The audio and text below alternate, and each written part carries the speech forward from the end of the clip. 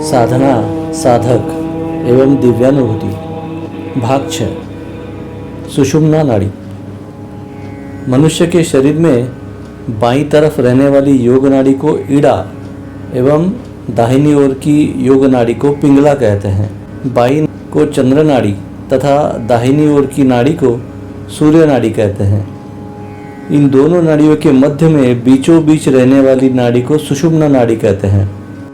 परंतु ये नाड़ियाँ शरीर में नहीं रहती, फिर भी शरीर का आधार रहती हैं। जीवात्मा और शरीर के संक्रामक केंद्र को योग नाड़ी कहा जाता है। जैसे सिनेमा चित्र का केंद्रीकरण पर्दे पर न रहते हुए भी चित्र पर्दे के कारण ही दिखता है, उसी प्रकार योग नाड़ियों का भी योगदान है।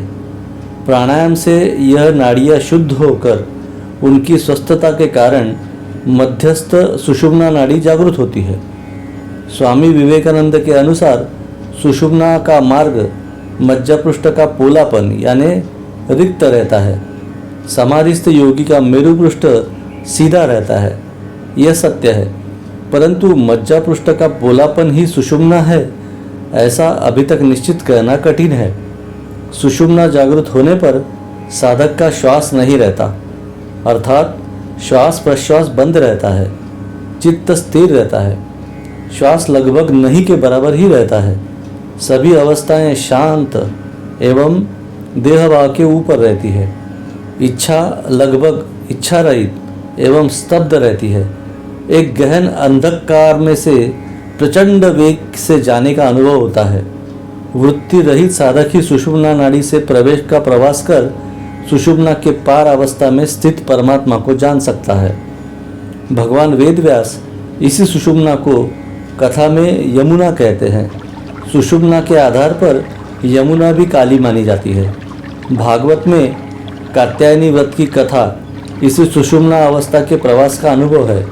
वृत्ति का अर्थ वस्त्र समझकर यदि पुनः कात्यायनी व्रत का आशय ध्यान में लाने से उस कथा का असंभव एवं अश्लील भावार्थ दूर होकर एक गहन योग साधना के दिव्य अनुभव का साक्षात्कार होगा। जैसे वस्त्र देह को ढकता है, वैसे ही मन की सारी वृत्तियाँ बुरी हो चाहे अच्छी हो शुद्ध चित्त को ढकती हैं, जिसे शांत करने पर परमात्मा के दर्शन हो सकते हैं। संपूर्ण शरीर में चैतन्य शक्ति सुषुम्ना से प्राप्त होती है। जैसे संत ज्ञानेश्वर महाराज जी के शब्दों में कहा जाए तो मध्यमा से उन्मूलित अर्थात विकसित होकर उसके पार दिव्य मानसिक एवं शरीर भाव प्रकट होता है। सुषुम्ना शरीर के ऊपरी अंग तालु से होकर ब्रह्मरंध्र ब्रह्मांड द्वारा तक जाती है, ऐसा मानते हैं। मस्तिष्क के नीचे एक श्लेष्मा पिंड रहता है। यह लिसाड़े के फल जैसा होता है। इस पिंड का स्त्राव कभी कभी तालु से निकलकर यानी ब्रह्मरंध्र द्वार से निकलकर जीभ पर बूंद बूंद टपकता है, जिसके कारण साधक की बुद्धि एवं शरीर की शक्ति बढ़ती है, ऐसा माना जाता है।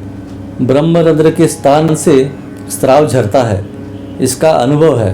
परंतु यह अनुभव उच्च अवस्था में पहुँचे साधक के शरीर का है।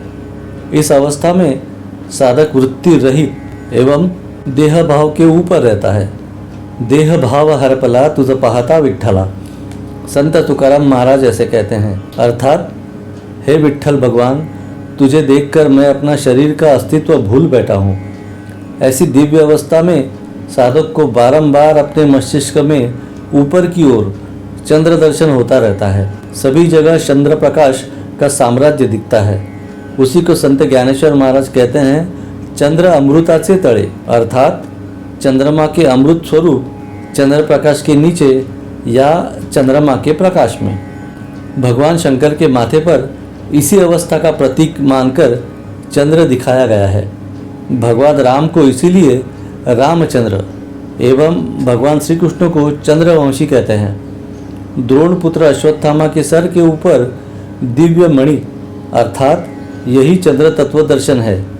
इसी चंद्रावस्था में अमृत अवस्था का अनुभव होता है। ऐसा श्रेष्ठ साधक आत्मज्ञान होने के कारण चिरंजीवी होता है। उसे मृत्यु या जन्म नहीं रहता।